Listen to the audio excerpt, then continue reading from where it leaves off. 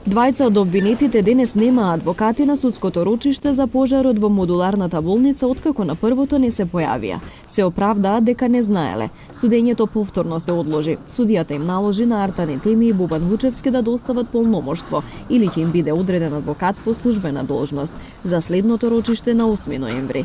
Изјава за медиумите даде само третиот обвинет Флорин Бесими, кој повтори дека се чувствува невин. Се што имаме да кажеме, ќе го кажеме во судот. Значи, воедно сум убеден дека со доказите што ги имаме, ќе го докажам моето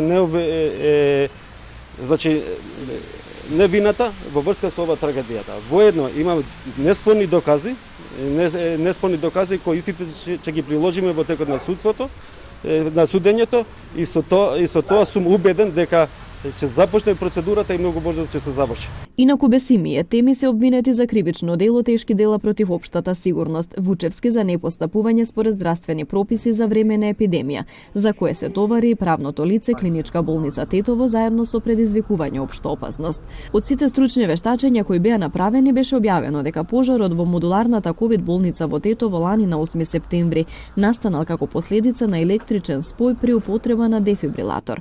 Во оваа трагедија починаа 14 лица, од кои 12 пациенти и 2 посетители.